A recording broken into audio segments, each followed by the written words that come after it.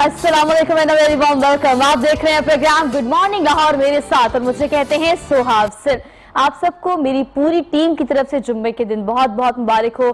जुम्मे का दिन चूंकि इस तरह का दिन होता है कि हम इसमें खास तौर पर एहतमाम करते हैं, हर चीज़ का ख्याल रखते हैं, क्योंकि पूरे हफ्ते में जुम्मे के दिन को मुंतखब किया गया है तमाम दिनों में अफजल दिन। तो इसके लिए मुबारकबाद भी देनी चाहिए, इसका एहतमाम भी करना चाहिए। जुम्मे की नमाज जो फ़र्ज़ है, ख़ास तौर पर मर्द हज़रात में आप देख रहे हैं कि ज़्यादा एहतमाम करते हैं, इस एतबार से ख़वातीन घर में इस चीज़ का एहतमाम करती हैं। तो जुम्मे के दिन की मुनासबत से जो जो तैयारियाँ आपने करनी है वो दिन के आगाज़ में ज़रूर करें और खूबसूरत से ये दिन गुजारे ताकि आपका वीकेंड अच्छा गुजरे। प्रोग्राम में आज हम इस चीज़ के बारे में बात करने की कोशिश करेंगे कि आज ऑफिस आते वक्त मैं थोड़ा सा लेट हो गई।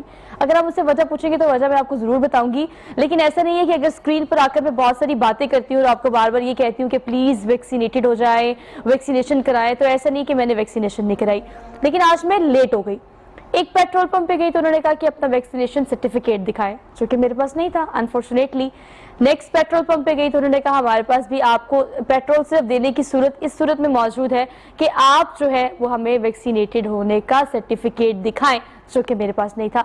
ऐसा नहीं कि मैंने वैक्सीनेशन नहीं कराई, मैंने वैक्सीनेशन कराई है, दोनों डोज कंप्लीट है, I am completely all right. लेकिन अब आधा और अधूरा काम करने की बजाय हमें उस काम को कंप्लीट करना है। कंप्लीट कैसे करना है? जाना है नादरा के ऑफिस, 100 रुपए के एवज, मेरे ख्याल से इसको भी हाई कोर्ट में चैलेंज किया गया कि लोगों से या पाकिस्तानियों से ये 100 रुपए भी चार्ज ना किया जाए, लेकिन फिलहाल ये डिसाइडेड है कि 100 रुपए देकर आपको एक सर्टिफिकेट मिलेगा जो ये इस चीज़ का सबूत होगा कि आपने 1 या 2 डोजेस लगाने के बाद आप टोटली सर्टिफाइड हो जाएंगे, वैक्सीनेटेड हो जाएंगे, और ये प्रूव आपके पास होना पड़ेगा। क्यों? क्योंकि अब देखा यह गया है कि डेडलाइन दी गई थी 31 अगस्त की, जो कि गुजर चुकी है। इसके बाद आपने अगर शादी हॉल में जाना है, आपने किसी रेस्टोरेंट में जाना है, आपने स्कूल कॉलेज यूनिवर्सिटी जाना है, इवन दो कि आपने मोटरवे पे भी जाना है, तो मोटरवे पर भी जाने के लिए आपकी एक डोज 15 सितंबर और उसके बाद 15 अक्टूबर के बाद दूसरी डोज होना भी उतनी ही ज्यादा जरूरी है। तो अब हर जगह जाने के लिए, आने के लिए, रहने के लिए या अपने काम को जारी और सारी रखने के लिए, वो कारोबारी एतबार से है, पर्सनल पॉइंट ऑफ व्यू से है, व्हाटसोएवर, आपको वैक्सीनेटेड होना बहुत ज्यादा जरूरी है। और सिर्फ मेरी तरह वैक्सीनेशन नहीं करानी है आपने वैक्सीनेशन कराने के बाद उसका सर्टिफिकेट लेना भी बहुत ज्यादा जरूरी है। लेकिन मैं कल कुछ खबरें पढ़ रही थी, जब मैंने कुछ वेबसाइट्स खोली, कुछ चैनल्स की, कुछ न्यूज़पेपर्स की, तो बहुत सारी जगहों पर यह चीज़ बड़ी वाज़ेह तौर पर लिखी हुई थी कि चूंकि पूरी दुनिया पाकिस्तान समेत जो कोविड-19 से है वो निबर्द आजमा है और हम इस चीज़ से फाइट कर रहे हैं, तो जो हमारे आम दूसरे लोग जो दूसरी बीमारियों का शिकार होते हैं वो लिंगरिंग कंडीशन और सिचुएशन में जाते जा रहे हैं। क्योंकि अगर ओपीडीज की बात की जाए तो वहां पर मौजूद वो लोग जो कि दूसरी बीमारियों को लेकर ओपीडीज का रुख करते थे, वहां पर अब डॉक्टर्स बार बार आपको ये सजेस्ट कर रहे हैं कि try to stay at home. अगर कोई मसला मसाइल है तो टेलीमेडिसिन के जरिए या फिर घर बैठ के डॉक्टर से कंसल्टेशन के जरिए आप ये चीज़ों का हल निकाल सकते हैं। बस please try to stay at home, घर रहें और घर में रहने की कोशिश करें। क्लिनिक्स का या अस्पतालों का रुख ना किया जाए फॉर द टाइम बिंग। लेकिन कहना यह पड़ेगा, या इस बात की या इस अमर की जरूरत है कि आपने इस तमाम सूरत हाल में डॉक्टर्स का, फ्रंटलाइनर्स का, पैरामेडिकल स्टाफ का साथ किस तरह से देना है। इसके अलावा जो अद्वियात की कीमतों में वाज़ेह इजाफा देखा गया है, जिंदगी बचाने वाली जो अद्वियात हैं उनकी कीमतों में वाज़ेह इजाफा देखा गया है। पाकिस्तान फार्मास्यूटिकल एसोसिएशन जो हैं, मैन्युफैक्चरिंग एसोसिएशन जो हैं, अगर हम ड्रैप की बात करें, हुकूमत पंजाब की बात करें, महकमे सेहत की बात करें, तो तमाम कंपनीज में हमने देखा है, फाइजर्स को अगर हम देख लें तो अल्टीमेटली इनकी प्रोडक्शन में 110% इजाफा हुआ है। लेकिन फिर अद्वियात की कीमतों में इस तरह से इजाफा क्यों हो रहा है? बहुत सारे लोग ये चीज सोच रहे हैं और देख रहे हैं कि अगर पाकिस्तान में ये सूरत हाल है तो आपकी अद्वियात की कीमतें तो कम होनी चाहिए, लेकिन ये ज्यादा क्यों रही है? और इस पर शदीद रद्द अमल का इजहार भी आम शहरियों की जानिब से किया जा रहा है। बट स्टिल इस तमाम तर सूरत हाल में हमारे साथ कंसर्न लोग मौजूद होंगे, उनसे बात करेंगे, उनसे इन सारे सवालों के जवाब लेने की कोशिश करेंगे। यहाँ पर एक छोटी सी ब्रेक लेते हैं, वापस आते हैं। Keep watching good morning Lahore.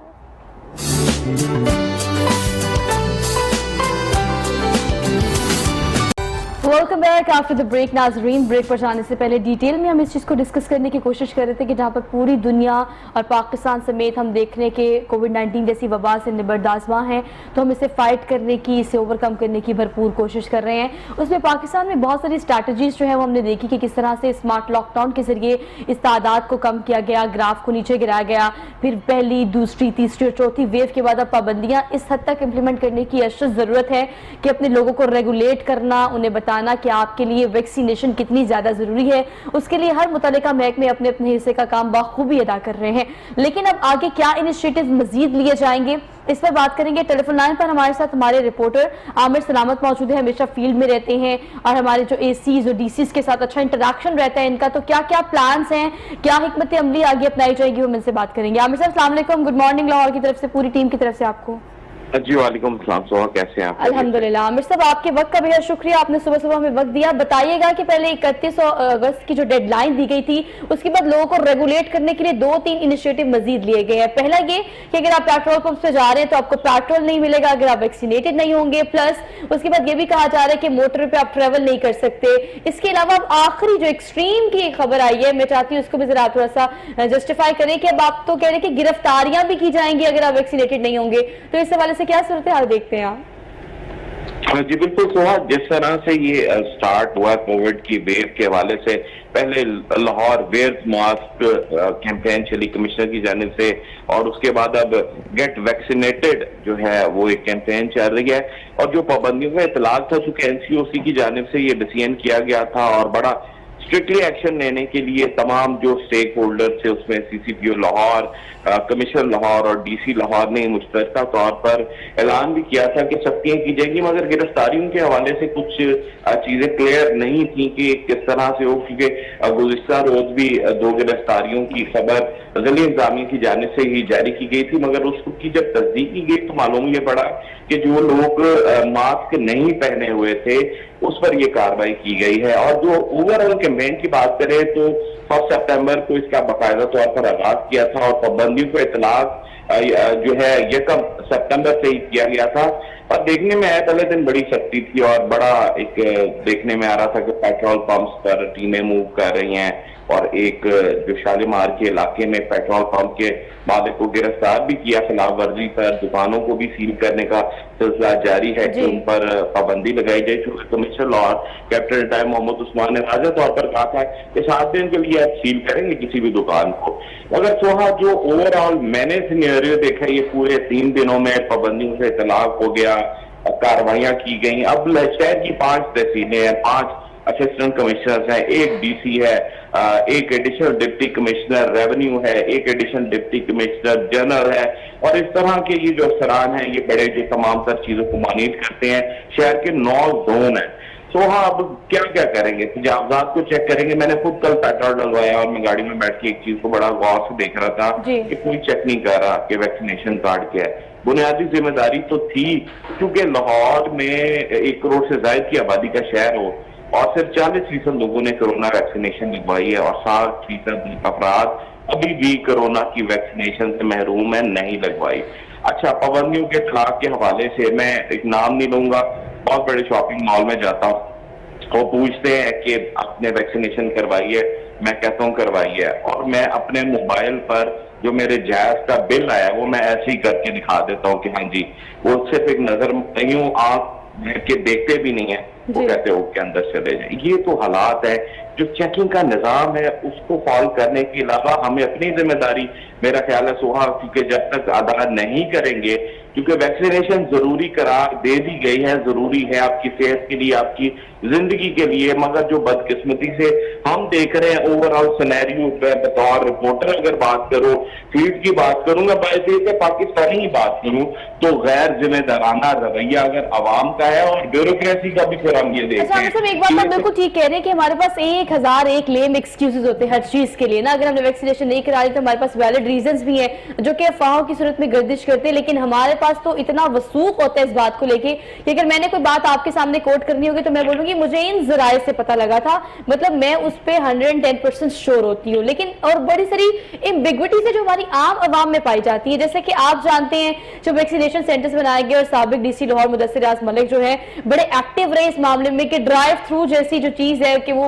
Introduce कराई, लोगों के लिए मजीद आसानियां पैदा करने की कोशिश की। लेकिन उसके बावजूद भी आपने ये बताया कि लाहौर जैसे शहर में सिर्फ 40% लोग वैक्सीनेटेड है, 60% ड्राइव थ्रू या वैक्सीनेशन सेंटर के थ्रू भी वैक्सीनेटेड नहीं है। अब लोगों में ये बड़ी एम्बिग्विटी कि फाइजर लगवानी है, साइनोवैक लगानी है, साइनोफार्म लगानी है, ऑस्ट्राजेनेका लगवानी है, इसके पीछे भागते हुए भी लोग काफी कहते हैं कि हमने शायद इसीलिए अभी तक वैक्सीनेशन नहीं कराई।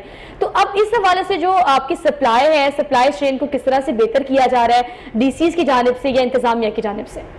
सोहा, बिल्कुल आपने पॉइंट आउट ठीक किया और ये एशिया का सबसे पहला ड्राइव वॉक थ्रू जो वैक्सीनेशन सेंटर था वो बनाया गया था मुदस्सिर रियाज मलिक की जानिब से। मगर जो बदकिस्मती जो देखने में आ रही है ना सोहा जी, मैंने एक चीज बड़ी क्लियर बता दूं, यहाँ पर साइनोफार्म हो, साइनोवैक हो, डेल्टा हो, कोई भी हो वैक्सीनेशन सारी अवेलेबल है। कैन यू बिलीव इट कि ड्राइव पहले एक वैक्सीनेशन सेंटर बनता है, उस वैक्सीनेशन सेंटर में 2 पूरे लाहौर में बनते हैं, उसके बाद ड्राइव थ्रू बनता है, उसके बाद दफातर में बनता है, प्राइवेट सेक्टर में बनता है, सरकारी दफातर में बनता है, फिर घर घर जाकर लगाने की मुहिम शुरू कर दी जाती है। जो हाँ, ये बड़ी अजीब बात है। उसके बाद आप फोन कॉल करें तो आपके घर आके वैक्सीनेशन लगवाने वाले मौजूद है। उसके बाद ये रेशियो बढ़ रही है कि जब सख्ती की जाती है, क्योंकि जाहिर सी बात है माशियत में जो सूरत हाल है इस टाइम पे, कारोबार की जो सूरत हाल है, उसके पेश नजर लॉकडाउन लगाने के ऐलान तो किए जाते हैं मगर लगाया नहीं ना जा सकता, क्योंकि लोगों में, क्योंकि थोड़ा सा आपने देखा होगा लॉकडाउन के दौरान सख्ती की जाती है, दुकानें सील की जाती हैं, उनको जुर्माने आयद किए जाते हैं, सजाएं दी जाती हैं।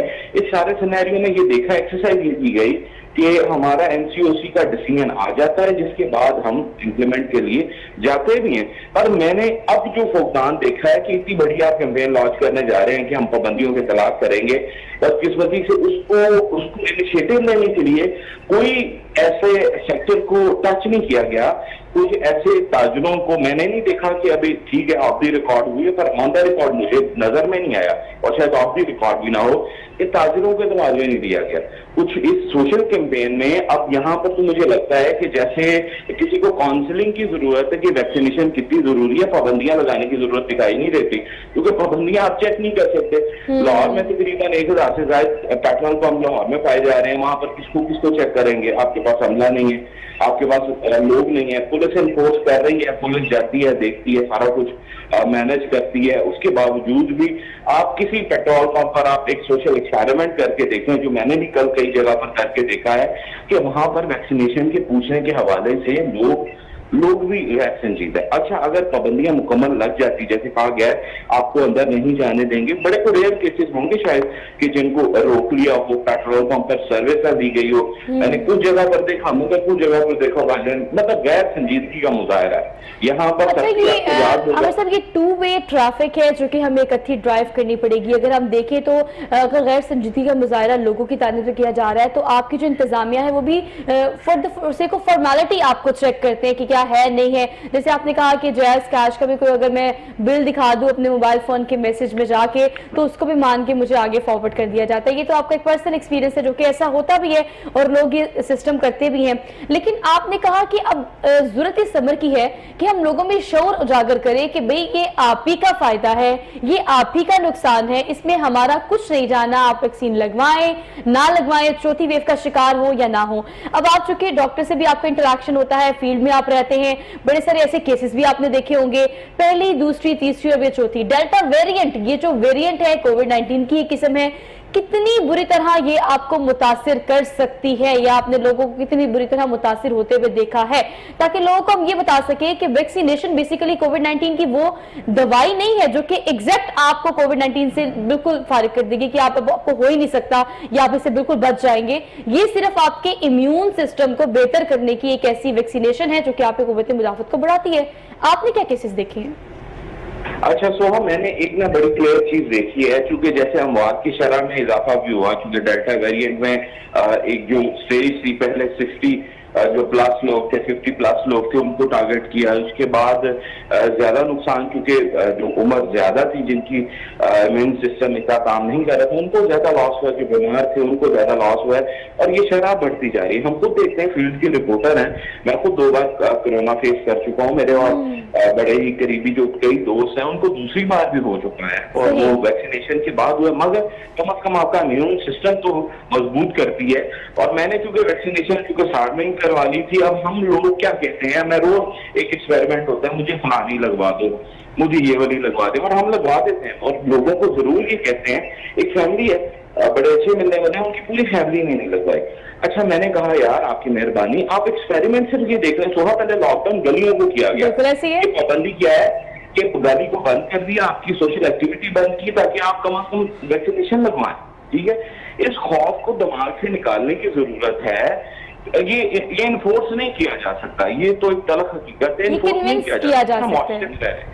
आप लोगों कम अज कम हमें बाहसियत पाकिस्तानी ये भी सोचना चाहिए कि हमारा अपनी जात का नुकसान हो रहा है, ये हमारा अपना नुकसान होगा। कम अज कम वैक्सीनेशन लगवाने से उसके चांसेस बहुत कम हो जाएंगे कि आपको डैमेज बहुत कम करेगा।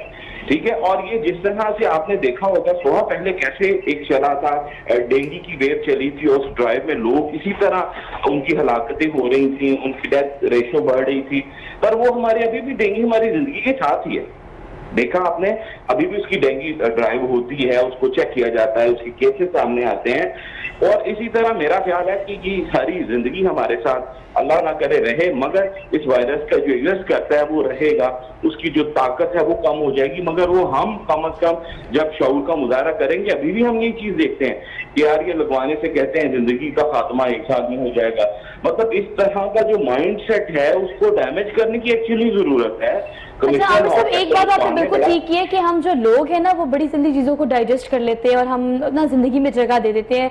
फॉर एग्जांपल आपने कहा कि we have to live with कोविड-19 नाउ, ये एक न्यू नॉर्मल है जिसको हमें साथ लेकर चलना पड़ेगा, जिंदगी इसके साथ गुजारनी पड़ेगी, या अपने आप को इसके मुताबिक मोल्ड करना पड़ेगा। लेकिन अगर आप शुरू की बात करें तो आपको याद होगा कोविड-19 के आगाज में चूंकि मीडिया ने एजुकेट करने की कोशिश की, चले अगर हमें ये क्रेडिट दिया जाता है कि चले हमने डरा दिया तो हम इस चीज को भी मान लेते हैं। अगर हमने डराया था तो लोग डरे थे, और लोग डरे थे तो लोगों ने एहतियात की थी, लोग डरे थे तो उन्होंने एसओपीज का खास ख्याल रखा था।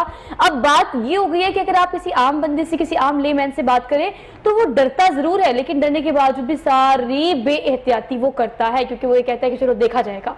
मतलब हम इतने न डर हो गए इस चीज को लेके, और यही जो है वो कंपैरेटिवली तादाद को आगे बढ़ा रहा है, क्योंकि हम डर गए, हमने उसके बाद एहतियात की, उसके बाद हमने दोबारा से डरने के बाद अब हम बिल्कुल रिलैक्स हो गए हैं। या तो 2 ही सूरतें होती हैं, बहुत डर हो तो या तो आप उस चीज से बच जाते हैं, बहुत डर हो तो आपका खौफ बिल्कुल खत्म हो जाता है। आपको क्या लगता है कि अब लोगों की क्या राय है इस हवाले से कि भाई ये तो है, ऐसे ही रहना है, ऐसे चल रहा है, तो हम क्यों एहतियात करें? सोहा, आपने देखा होगा कि हाथ 30 सेकंड के लिए धोएं कैंपेन चली, और ये जरूरी भी है क्योंकि आपसे हाथ से मुंह पर लगता है वो वायरस ट्रांसफर हो जाता है। आपने कभी देखा है कि अब वहां पर जो सरकारी तौर पर लगाए गए हैंड वॉश के वहां पर पॉइंट्स थे, वहां पर तो अब कोई चीज, मतलब मेरे ख्याल से पानी भी दिखाई नहीं देता होगा। हॉस्पिटल्स में भी वो उसी तरह पड़े हैं, कहीं सरकारी दफातर में भी पड़े हैं, वो एक नकारा कबाड़ का ढेर बन चुके हैं। अच्छा, हम जो आपकी वही बात बड़ी बेहतर है कि हमने जब डराया तब लोग, पुलिस ने भी जब इन्फोर्स किया तो लोगों की दौड़ें लगी और लोगों ने कहा कि नहीं यार इसको हमने लगवाना चाहिए, और जिंदगी में जो एसओपीज है उनको अपनाना पड़ेगा थोड़ा सा। ये अपनाएंगे तो कम से कम इसकी कमी होगी, कम ये खात्मा भी हो सकता है। रब ताला की जात बड़ी गफूर रहीम है, मगर उसमें एहतियात, तवक्कल करनी और अमल करना बड़ी चीजें जरूरी हैं। हमें देखना चाहिए था कि अगर हमारे एसओपीज हैं, हमने ख्याल रखना है। पहले हम देखते थे, ऐसा खौफ होता था सोहा, कोई खांसता था तो लोग पीछे चले जाते थे कि यार ये पता नहीं कोविड पेशेंट तो नहीं है। मतलब अगर मैंने अभी देखा कि एक बंदा वहां पर खड़ा होकर मेरा और कह रहा कि यार मैं कोविड, मुझे लगता है कि 12वां दिन है, तो बंदा कहता अच्छा यार रूटीन में लेने लग पड़ते हैं हम लोग। यानी जब डेथ रेशो ऐसे था, खौफनाक था, ऑक्सीजन का फुकदान आया हुआ था और वहां पर कुछ चीजें हॉस्पिटल में सर्विसेज के लिए तनकीद करते थे, तब हम भागते थे, एहतियात करते थे। मगर उसी मुआशरे में रहते हुए ठीक हालात, वाकयात, जिंदगी गुजारने के लिए अप एंड डाउन जिंदगी का हिस्सा हुआ, मगर कम अज कम आप जिस हाल में रह रहे हैं, जिस पोजीशन में रह रहे हैं, आपको इस बीमारी से निपटने के लिए थोड़ी सी एहतियात, जिंदगी के 10 मिनट संजीदगी से सोच के इस चीज को दे लें, तो मेरा नहीं ख्याल कि इस कोविड की वबा को हराने में हमें किसी मुश्किल का सामना करना पड़ेगा। अच्छा आमिर साहब, एक बात आपने बिल्कुल ठीक की, कंपैरेटिवली अगर हम सारी चीज़ों का एनालिसिस करें ना, तो हम बड़ी सारी चीज़ों में बड़ी ऐसी सिचुएशन हमारी रही है कि हम लोग अच्छे रह गए हैं। अगर हम कोविड की पहली वेव की बात करें तो हमने ये देखा कि कहाँ पर इटली, पेरिस, यूएस, अमेरिका, ये कंट्रीज बुरी तरह मुतासर हुई हैं। हालांकि बेसिक हेल्थ प्रोटोकॉल्स उनके पास मौजूद थे, उसके बावजूद भी कम मसाइल में ज्यादा अच्छा काम किया है। प्रिकॉशन समेत हमने अपने आप को भी बचाया है और बड़ी सारी ऐसी पॉलिसी थी जो कि अच्छी थी, जैसे कि स्मार्ट लॉकडाउन। लेकिन अब ये जो दोबारा से तब्दील करने की बात की जा रही है एनसीओसी की जानिब से, जो कि एसओपीज दिए जाते हैं, इसमें अब सैटरडे संडे तो ऑफ है, टाइमिंग्स भी हैं, इंडोर डाइनिंग भी बंद है, इसमें क्या तब्दीलियां, क्या चेंजेस आप देख रहे हैं और वक्त की जरूरत क्या है? अच्छा सोहा, ये टाइमिंग्स की पाबंदी करना और ये सारी जो पाबंदियां, इनका इतलाक होना असल जरूरी चीज है। ठीक, हमने ये भी चीज, कभी आपने ये देखा कि 10 दुकानें सील, 15 रेस्टोरेंट सील कर दिए गए? कभी ये देखा कि ये इस तरह से गलत तरीके से खुले रहने देने की इजाजत वाले के खिलाफ कार्रवाई की गई हो? बिल्कुल नहीं की गई। हमें मार्जिन किसी चीज का मिल जाए ना, थोड़ा सा भी, हमारे माशरे में ये बड़ी एक मतलब नासूर की तरह चीज जन्म ले चुकी है और चल रही है शायद बड़ी देर से। ये इतना सा मार्जिन मिल जाए ना, किसी का कोई ताल्लुक वाला वो कहता है मुझे फेवर दे दें, इस तरह करवा दें, ये भी रूटीन का हिस्सा बन चुकी है हमारे यहाँ पर। हम ये चीजों को इग्नोर नहीं करते कि वक्त की पाबंदी है। मैंने कई ताजर देखे हैं। कल मैं एक बाल टाउन में खड़ा था दोस्त के पास, तो मैंने ये देखा कि दुकानें बंद होना शुरू पौने 10 बजे। अच्छा, बंद शुरू होगी, मैंने देखा, मैं गैर बोर्ड ये बड़ा, वो मार्केट के दोस्त खड़े थे, उन्होंने कहा यार बात सुने, एक फैसला किया है, एक तो एसओपीज पर बड़ा हम अमल करवा रहे हैं, हम रिक्वेस्ट कर रहे हैं, हम कह रहे हैं कोई बात नहीं, जब एक जगह पर कोई घुसाएगा नहीं ना उस दुकानदार को, वो 10 आगे दुकानों पे भी जाएगा, नहीं उसको अंदर जाने देगा, तो तब वो बंदा डिसहार्ट होके जाएगा। जब एक दुकान रिफ्यूज करेगी, दूसरी दुकान वाला उसको अंदर घुसा लेगा, तो वो खुद शेयर हो जाएगा कि यार ये पाबंदी कुछ नहीं है। इसमें मुआशरे के दोनों पहलू हैं, एक इन्फोर्समेंट करने वाले हैं, एक खुद अपनी जान की हिफाजत करने वाले लोग हैं। ये बात आपकी बिल्कुल ठीक है। मैं आपकी इसी बात को सेकंड करके कंक्लूड करने की कोशिश करूंगी कि ये 2 वे ट्रैफिक है। अगर आप इस पैसे के लालच में या फिर इसके लालच में कि आपने कारोबार करना है, भाई आपकी जान है तो जहान है, जान बचेगी तो आप जिंदगी में कुछ कर सकेंगे, तो ये आपको इस चीज का खास ख्याल रखना पड़ेगा कि भाई आपने क्या जिम्मेदारी की है। मुतल्लिका महकमे अगर इस चीज को इम्प्लीमेंट करने की कोशिश कर रहे हैं तो इम्प्लीमेंट आपने भी करना है, अपने घर में, अपने कारोबार में, अपने स्कूल, कॉलेज, यूनिवर्सिटीज जहां पर आप काम कर रहे हैं, हर जगह जहां पर आपकी एग्जिस्टेंस है, ये आपकी भी बाखूबी जिम्मेदारी है कि आप इसको निभाएं। आमिर साहब, आपका बेहद शुक्रिया कि आपने हमें इतना कीमती वक्त दिया अपना, और चूंकि आप सीनियर फील्ड रिपोर्टर हैं, फील्ड में रहते हैं, तो डिटेल से इस हवाले से उन्होंने बताया कि लोग क्या सोच रखते हैं, हमारे मुतल्लिका महकमे क्या सोच रखते हैं इस हवाले से, और अब क्या आगे पॉलिसीज ले जाएंगी, लेने की अशद जरूरत है। इस बारे में डिटेल में बात करेंगे। कोविड-19 से और बड़े सारे इफेक्ट हो रहे हैं। प्रोग्राम के आगाज में मैंने जिसकी बात करने की कोशिश की कि ओपीडीज में जो दीगर अहम मरीज आते हैं, अब उनकी जो लिंगरिंग सिचुएशन है उसको कैसे कंट्रोल किया जा सकता है, जान बचाने वाली अद्वियात जो है उनकी कीमतें महंगी हो रही हैं, उसे कैसे कंट्रोल किया जा सकता है, कोविड की वजह से आपके इंटरनल दूसरे मसाइल, अगर कोई ऑलरेडी बीमारी है तो वो किस तरह से आपके एक्सटर्नल सिचुएशन को मुतासिर कर रही है, इस पर बात करेंगे। एक छोटी सी ब्रेक लेनी है, वापस आते हैं। Keep watching good morning Lahore.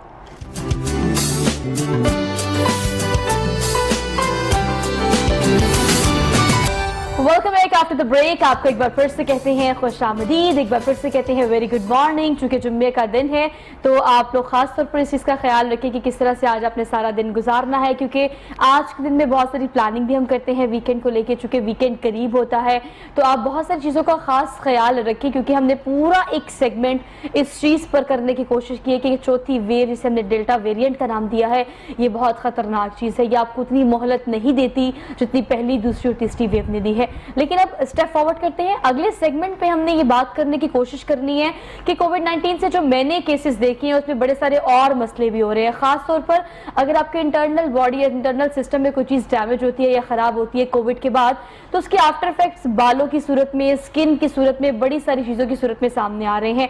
कोविड-19 के बहुत सारे पेशेंट्स मैंने देखे जिन्होंने बाद में ये बताने की कोशिश की है कि हमारे बाल बहुत गिरना शुरू हो गए हैं, बहुत सारे लोगों को स्किन का मसला हो गया है, और बहुत सारे ऐसे XYZ मसाइल हैं जो कि कोविड-19 के आफ्टर इफेक्ट्स की सूरत में सामने आते हैं। तो आज हम जरा बात करेंगे उन पेशेंट्स की जो कि कोविड-19 से रिकवर तो हो गए हैं, लेकिन इंटरनल कमजोरी की वजह से या इंटरनल के सिस्टम के डिसमिस होने की वजह से आपको स्किन के जो मसाइल है वो बढ़ते चले जा रहे हैं। तो इसके लिए जो गेस्ट हमारे साथ स्टूडियोज में मौजूद है उनका तारुफ मैं आपसे करा देती हूँ।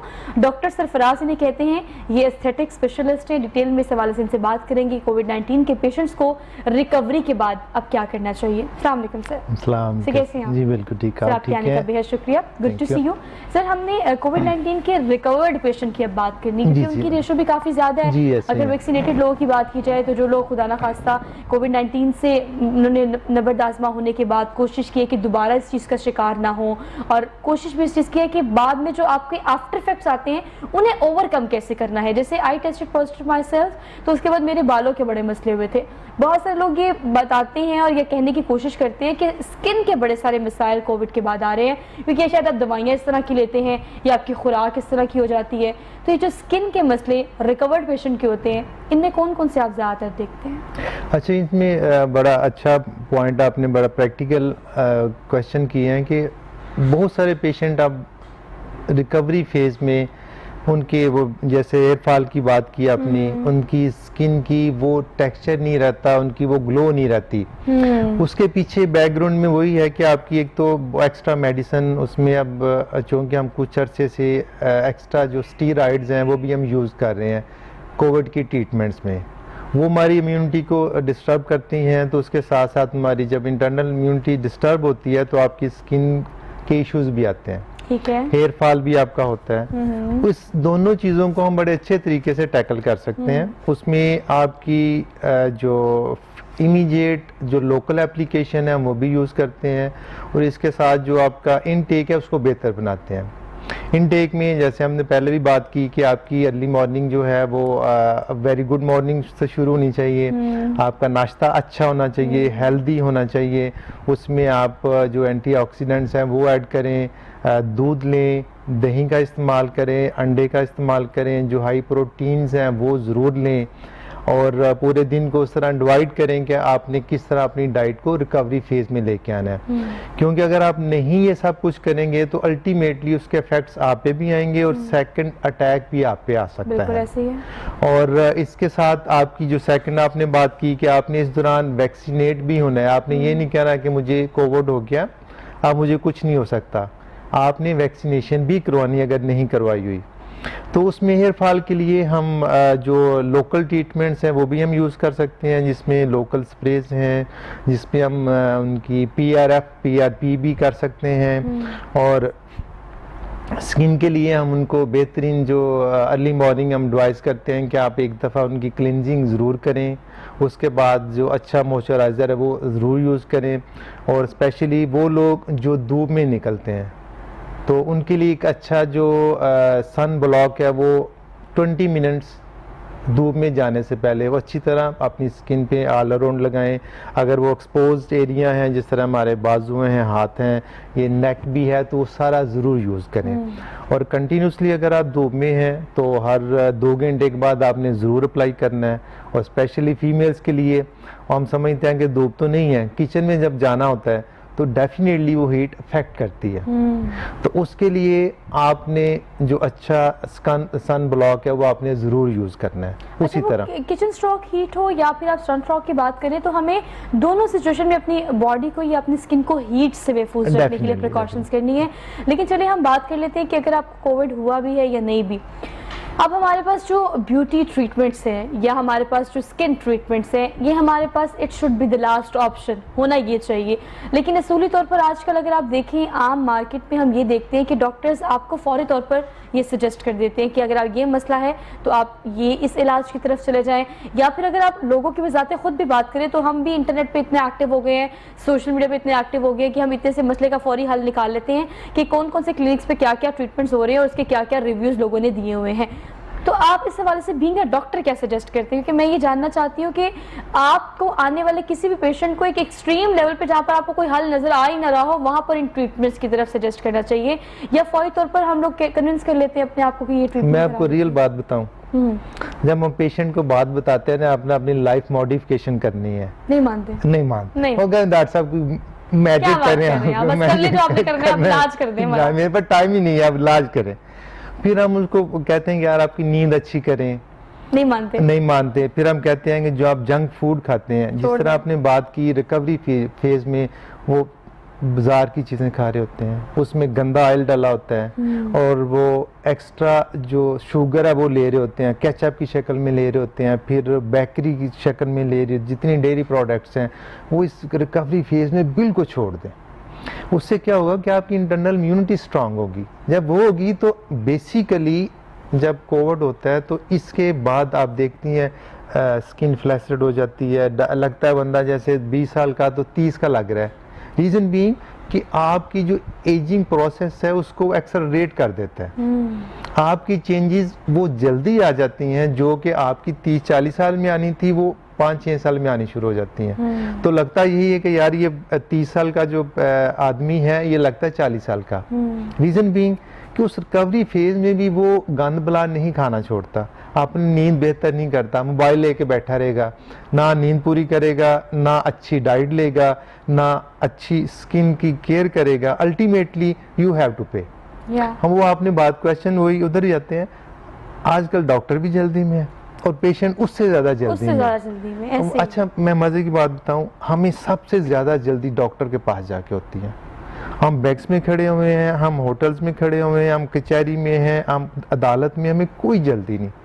जब उन्होंने बुलाना है हमने जाना है, डॉक्टर के पास जाएंगे, डॉक्टर साहब जल्दी जल्दी कर दें, किसी की सिफारिश डलवा लेंगे, किसी की फ़ोन करा लेंगे, सर हमें जल्दी देखते हैं। अच्छा उस जल्दी में आप ये देखें कि जितना आप हेल्थ पे इन्वेस्ट करेंगे आपको उतना ही रिटर्न मिलेगा। आपने अपने फेस के लिए क्या इन्वेस्ट किया? आपने कभी ये कहा कि मैं चले हाइड्रा फेशियल करा लूँ, मेरी स्किन की रिजुविनेशन हो जाए, मैं स्किन को एक प्रोसेस में लेके चलूँ? आप अपने कपड़ों पे इतना इन्वेस्ट करते हैं, आप अपने मेकअप इन्वेस्ट करते हैं। जस्ट थिंक कि आपने पूरे 1 साल में अपने फेस पे क्या इन्वेस्ट किया, अपनी स्किन पे क्या इन्वेस्ट किया, आपने अपने बालों के लिए क्या इन्वेस्ट किया, आपने अपनी इंटेलेक्चुअल एस्थेटिक्स पे क्या इन्वेस्ट किया, आपने जो अपनी एथिकल एस्थेटिक्स है उस पर क्या इफेक्ट आपने इन्वेस्ट किया? कुछ भी नहीं। तो उसके नतीजे में हमें डेफिनेटली सब कुछ जो हमें मिल रहा है वो मिलना है। उसमें हमारी जो अर्ली एजिंग आनी है, हमारे रिंकल आ जाएंगे, डार्क सर्कल आ जाएंगे, पिगमेंटेशन आ जाएगी और फेस का टेक्सचर खराब हो जाएगा, यूं लगेगा जिस तरह ये 5 दिनों से सोया ही नहीं है। और एल फार बहुत रैपिडली होता है फिर। अच्छा देखिए, अगर हम स्किन की बात करें ना, तो आपने एक बात बिल्कुल ठीक की कि सेहत एक ऐसी चीज़ है, भाई ये होगी तो आप पैसे कमाएंगे, ये होगी तो आप खाए पिएंगे, ये होगी तो आप ना हैंग आउट करेंगे, ये होगी तो रिश्तेदारों के साथ आप फंक्शन एंजॉय कर सकते हैं, रातों को जाग भी आप सिर्फ तभी सकते हैं जब आपकी जान होगी। तो इस चीज़ का बड़ा खास ख्याल रखने की ज़रूरत है कि जो चीज़ चेंज करने की ज़रूरत है वो हमारी रूटीन है, वो हमारी ज़िंदगी गुजारने का तरीका है। बट ऑल्दो हमें पता होना या हमें अवेयरनेस होना ये भी बहुत ज़रूरी अमर है। अब ये बताइएगा डॉक्टर साहब कि मौसम बदलता है, लाहौर और पाकिस्तान जैसे मुल्क में तो हमें अल्लाह का शुक्र है हर किस्म का मौसम है, ख़ज़ा भी आती है, बहार भी हम देखते हैं, मौसम गर्मी सर्दी बदलता रहता है। अब जब मौसम बदलता है तो हमारा स्किन एक फौरी तौर पर रिएक्ट करता है बुरी तरह। आजकल तो अगर लाहौर शहर की बात की जाए तो आलूदगी बहुत ज़्यादा है, एयर पोल्यूशन इतनी ज़्यादा हो गई है कि आप ऐसे रैंडमली बाहर निकले, मौसम ठीक भी हो तो आपको कोई ना कोई इफेक्ट हो जाता है। मौसम जो बदलता है उस सूरत हाल में मौसम के अकॉर्डिंगली स्किन का किस तरह से ख्याल रखना चाहिए आपको? अच्छा ये बड़ा प्रैक्टिकल क्वेश्चन है आपका। इसमें हम वही उन चीज़ों को कंसीडर करेंगे जो आपके रूटीन को डिस्टर्ब करती हैं। हम गाड़ी में 16 पे एसी लगा के, फुल ठंडी गाड़ी होती है और बाहर हमारा टोटल ह्यूमिडिटी वाला एनवायरनमेंट है, हम उसमें निकलते हैं, धूप में जाते हैं और हमारी स्किन पे, हमारी बॉडी पे बैड इफेक्ट आते हैं। इसी तरह हमारे बेडरूम में ठंडे या एसी चल रहे, पूरा हमारा एनवायरनमेंट ठंडा होता है। यहाँ तो पूरा आपका घर एयर कंडीशनड है तो उसमें आपको कुछ इफेक्ट नहीं आएंगे। लेकिन जब आपने इन चीज़ों को, मौसम चेंज होना है, आपके इन्वायरमेंटल फैक्टर चेंज होने हैं, आपकी इन्वायरमेंटल डिप्रेशन भी आना है, आपकी डाइट भी डिस्टर्ब होनी है, आपकी नींद भी डिस्टर्ब होनी है, सारी चीज़ें इफेक्ट होती हैं। तो उसमें आपकी बड़ी अच्छी टेक्निक्स है कि आप वीकली, हफ्ते में 1-2 दिन रात के टाइम एक एक्सफोलिएशन करें, डेली रात को क्लिनजिंग ज़रूर करें और उसके बाद कोई अच्छा सीरम जो है हियालुरोनिक एसिड आप यूज़ कर लें। अर्ली मॉर्निंग जब उठते हैं तो फेस वॉश करें और उसके साथ अच्छा क्लिनजिंग एक दफ़ा ज़रूर यूज़ कर लें, साथ अच्छा सा मॉइस्चराइज़र लगा लें। फिर अकॉर्डिंगली जैसे आप बाहर निकलते हैं वो मैंने बताया कि सन ब्लॉक लगा लें, वो लगा लें। इसके बाद अगर आप फील करेंगे 3-4 दिन करने से आपको इफेक्ट नहीं आ रहा, फिर डेफिनेटली अपने एस्थेटिक स्पेशलिस्ट को या डर्माटोलॉजिस्ट को ज़रूर मिलें। अच्छा देखिए डॉक्टर साहब, मैं आपकी बात को इंटरप्ट कर रही हूँ, लेकिन जब आप डर्मेटोलॉजिस्ट की या एस्थेटिक स्पेशलिस्ट की या फिर आप किसी भी किसी भी ऐसे बंदे की बात करें जो कि स्किन का ट्रीटमेंट करता है, बड़ी सारी चीज़ें ऑलरेडी मौजूद है हमारे डॉक्टर्स पे, हमारे क्लिनिक्स पे, लेकिन अब एक सवाल मैं हमेशा प्रोग्राम में करती हूँ और उसको आज भी करना उतना ही ज़्यादा ज़रूरी है कि आप अगर ओवरऑल देखें तो हमें एज का बड़ा ख़ास ख्याल रखना पड़ता है। आपने अगर क्लिनजिंग की बात करें, आप ट्रीटमेंट्स की बात करें, आपने हाइड्रा की बात की, तो it should be a kind of कि आप इस तरह का ट्रीटमेंट है कि आपकी स्किन को एक दफ़ा फिर से रिफ्रेश कर देता है। वक्त रहते आपको इसकी ज़रूरत होती है, या आपकी स्किन जो पोल्यूटेड होती है, जो आपको एक्सटर्नली नज़र नहीं आ रही थी, वो इंटरनली उसे डीप क्लीन करता है। बहुत सारी चीज़ें हैं, बट स्टिल क्वेश्चन इज़ कि किस एज में आपको इन चीज़ों की तरफ जाना चाहिए। अगर 16 साल की बच्ची के मैंने हाइड्रा कराना है तो फिर उसकी अम्मा बाबा को तो उसकी इजाज़त नहीं देनी चाहिए। आप बिल्कुल ठीक कह रही हैं, लेकिन बाज़ का ये होता है कि हमारे पास मदर आती 12 साल की बच्ची लेके, डॉक्टर साहब इनका ये जो है ना आप रिमूवल कर दें। क्या ये नहीं मुमकिन, इस एज में हम नहीं करते, मिनिमम 16 से 18 साल। कहते नहीं डॉक्टर साहब ये देखें हमारे बड़े गेस्ट आ रहे हैं तो उसमें वो उसके बाल नज़र आएंगे तो हमें तो बहुत बुरा लगेगा, तो आप ज़रूर इनका हेयर फॉल जो है ना हेयर रिमूवल ज़रूर कर दें। सम टाइम एथिकली नहीं करना चाहिए, लेकिन आप नहीं करेंगे कोई दूसरा करेगा। उनकी प्रायोरिटीज़ हमारी चेंज हो चुकी हुई हैं। हम कहते हैं कि फ़ौरन कोई ऐसा ट्रीटमेंट हो, कोई ऐसा मैजिक हो और आपका वो सारे काम कर दें। प्रैक्टिकली ऐसा नहीं होना चाहिए। हेल्थ हमारी प्रायोरिटी में है ही नहीं है, बिल्कुल ऐसा। और उसके लिए आपके पीछे वही चीज़ें हैं, आपने अपनी लाइफ को टाइम क्या दिया, आपने अपनी हेल्थ को टाइम क्या दिया, आपके जो एज की वजह से चेंजेस आ रही हैं, हमने उनको डिले करना है। तब करेंगे जब आप अपने फेस का ख्याल रखेंगे, अपनी सेहत का ख्याल रखेंगे। फील करने की जरूरत है yes. कि टीन एज समथिंग लाइक कुछ और होता है, उसके बाद आप 30s में जाते हैं, फिर आप 40s में जाते हैं। जैसे जैसे आप इस टेन्योर को गुजार रहे हैं, आपकी बॉडी आपको इंडिकेशन देती रहती है बार बार। हम उसे रियलाइज नहीं करते। जी ठीक कह रही हैं। हमें तब रियलाइज होता है जब हम इसको रिवर्स नहीं कर सकते। बिल्कुल ठीक कह रही हैं, लेकिन हम उसको रिवर्स तो नहीं कर सकते, लेकिन फिर भी हम उसको डिले कर सकते हैं। मैं अब बहुत सारी ऐसी ट्रीटमेंट्स हैं जिसमें से माइक्रो नीडलिंग है, विद RF है, PRP है, PR हमारे पास उससे भी लेटेस्ट है, PRF है, PRGF है, स्टेम सेल्स हैं, एक्स्ट्रा सेलुलर मैट्रिक्स हैं, बहुत सारी ट्रीटमेंट नई आ रही हैं। सब ट्रीटमेंट हम इनको कहते हैं anti ageing and regenerative treatments, कि एज की वजह से जो चेंजेस आ रही हैं हमने उनको डिले करना है। डिले मैं अकेला नहीं कर सकता। वो जो आप वाली बात की कि 2-वे ट्रैफिक है, जब तक आपने मुझसे कोऑपरेट नहीं करना मैं आपको वो चेंजेस नहीं दे सकता। उन चेंजेस को अडॉप्ट करने के लिए, मेंटेन करने के लिए आपकी लाइफस्टाइल चेंज होनी चाहिए, आपकी अपनी हेल्थ जो है वो प्रायोरिटी पे होनी चाहिए। आपको जब भी प्रॉब्लम डॉक्टर बुलाता है ये प्रोसेस के लिए, वो सेशंस हैं कि आपने महीने बाद, 3 माह बाद, 4 माह बाद, 6 माह बाद वो सेशंस लेने हैं। वो एक सेशन लिया, उसके बाद हम कहते हैं जो आपका सेशन ड्यू था, डॉक्टर साहब टाइम हो गया तो मैं करा लाऊंगा। ये हमारा एटीट्यूड है। अच्छा टाइम, हमने ना एक बात कहती हूँ लाहौरियों के बारे में खास तौर पर, या ओवरऑल अगर देखा जाए हम ना जरा वेले काइंड ऑफ मसरूफ लोग हैं। मतलब हमारे पास बहुत सारे काम है करने के लिए, लेकिन वो काम किस तरह से प्रायोरिटाइज करने हैं ये आपका काम है। हम उस चीज़ को प्रायोरिटी पे रखते हैं जो कि हमारी प्रायोरिटी पे होनी नहीं चाहिए, जो डिजर्व नहीं करती कि it should be the first one और सेकंड वन और थर्ड वन। इस सारी सूरत हाल में ना एक एग्जांपल मैं कोट करती हूँ। कल मैंने एक जगह मीम पढ़ रही थी, कई दफ़ा मैंने अपने प्रोग्राम में इस चीज़ का जिक्र किया है कि अगर मैं आपसे कहूँ ना अभी कि एक पेपर निकालें और उसके ऊपर लिखें ज़िंदगी में 5 अहम चीज़ें जो कि आपकी ज़िंदगी में बड़ी अहम है, तो उन 5 पॉइंट्स में ना कहीं भी आपका नाम नहीं होगा। 5 पॉइंट अभी लिखे और अभी लिख के आप मुझे भेज सकते हैं, इंस्टाग्राम पर, हर जगह सोशल साइट पे मैं आपका फीडबैक लेती रहती हूँ और मेरी आपसे इंटरेक्शन वहीं पे होता है ज़्यादातर। लेकिन अगर मैं आपसे कहूँ कि आपने 5 चीज़ें अपनी ज़िंदगी में लिखनी है जो कि बहुत अहम है, तो उन 5 में से आपका नाम 5वां भी नहीं होगा। तो जब आप अपने आप को प्रायोरिटी पे रखते हैं, आपको गाड़ी चाहिए, आपको घर चाहिए, आपको अच्छे पैसे चाहिए, अच्छी जॉब चाहिए, फ्ला फ्ला फ्ला फ्ला फ्ला, एक लंबी टिक लाइन होती है, लेकिन उस टिक लाइन में आपकी अपनी पर्सनैलिटी, आपकी अपनी जान, आपका अपनी सेहत, कहीं भी नहीं होती। अब इन सारी बातों को कंक्लूड कर लेते हैं डॉक्टर साहब, चूंकि बिंग अ डॉक्टर हमारे पास बड़े सारे ट्रीटमेंट्स हैं डिस्कस करने के लिए, बड़ी सारी टेक्नोलॉजीज हैं जो कि मार्केट में आ चुकी हैं, जिसको यूटिलाइज भी कर रहे हैं, क्लिनिक्स पे अच्छे रिव्यूज भी आ रहे हैं ऑल दो। लेकिन आप भी डॉक्टर हैं, आपको पता है कि कुदरती चीज़ों का एक अपना ही मज़ा है, एक अपनी ही उनकी अफादियत है, एक अपने ही उनके फ़ायदे हैं जो कि हमें इस तरह से फ़ायदा देते हैं कोई भी XYZ ट्रीटमेंट नहीं दे सकता। आप चूँकि माशाल्लाह आप भी फिट हैं, अब आप क्या रूटीन रखते हैं और ख़ास तौर पर मुझे क्या सजेस्ट करेंगे कि कुदरती चीज़ें मतलब अपने ज़्यादा खेतों में मत जाएँ, जंगलों में मत जाएँ, उन जगहों में ना जाएँ जहाँ पर आपको ये जड़ी बूटियाँ मिलती हैं, लेकिन अपने किचन में चले जाएँ। हमारे किचन में ऐसी बड़ी सारी चीज़ें मौजूद हैं कि हमारी स्किन को एक्सटर्नली भी इंटरनली भी बेहतर कर सकती हैं, तो घर में क्या किया जा सकता है?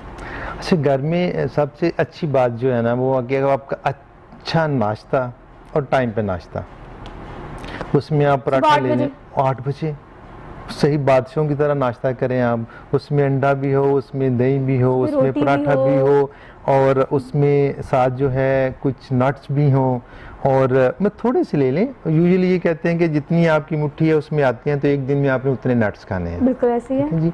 और उसके बाद आप फिर सेकंड टाइम जो दरमियान में फ्रूट्स ले लें, वेजिटेबल्स ऐड कर लें। अपनी ज़िंदगी में जो रूटीन की चीज़ें हैं जो हम यूज़ कर रहे हैं उसमें ऑयल निकाल दें, सिंथेटिक ऑयल निकाल दें, सरसों का ऑयल ले लें, उसमें आप कुकिंग करके देखें, आपको ये लगेगा कि मैंने फ़र्ज़ करे आधा किलो पकौड़े खाए हैं तो मैंने कुछ भी नहीं खाया, ना गला ख़राब होता है ना पेट ख़राब होता है। अच्छा डॉक्टर, आपकी इतनी अच्छी बात है कि मैं इस बात पे ना कंक्लूड करने की कोशिश ये करूँगी कि सब चीज़ें बनाई गई हैं खाने के लिए, ऐसा नहीं है कि ये ज़ाया करने के लिए है या ये कॉन्सेप्ट जो है वो गलत है। आप पकौड़ों की बात करें, समोसों की बात करें, खाने पीने की बात करें, रोटी चावल की बात करें, तो ये सारा कुछ अजनास में आता है और ये आप खा सकते हैं, लेकिन आपने इसको कितना खाना है, कैसे बनाकर खाना है, बस ये एक छोटी सी स्ट्रैटेजी है जो कि अगर आप बना लें तो मेरे ख्याल से आपकी सेहत के ओवरऑल स्किन इंक्लूडिंग कोई मसाइल ना हो। डॉक्टर साहब बेहद शुक्रिया कि आप अपना कीमती वक्त दिया, आपको इजाज़त है, मैसेज कंक्लूड करना चाहते हैं तो ज़रूर करें। अच्छा, मैं इसमें ये चाहूँगा कि 3-4 चीज़ें ऐसी हैं जो अपनी लाइफ से निकालते हैं। जो चिप्स ये बाज़ार से बनी मिलती है वो ख़त्म कर दें। लेज़ या फ्राइज़, किसी भी तरह की पैकेट में नहीं, आलू नहीं, आप घर में खुद बना के खाएं। नहीं मतलब वो तो आप देखिए पोटैटो बेस्ड ही होती है ना वो, नहीं वो उसमें नाइट्रेट्स होते हैं जो उसको प्रिजर्वेटिव के तौर पे डालते हैं, वो आपकी पूरी बॉडी को, स्किन को डैमेज करते हैं। फिर उसके साथ हम पोटैटो वो डालते हैं, केचप, उसमें एक्स्ट्रा शुगर होती है वो डैमेज करती है।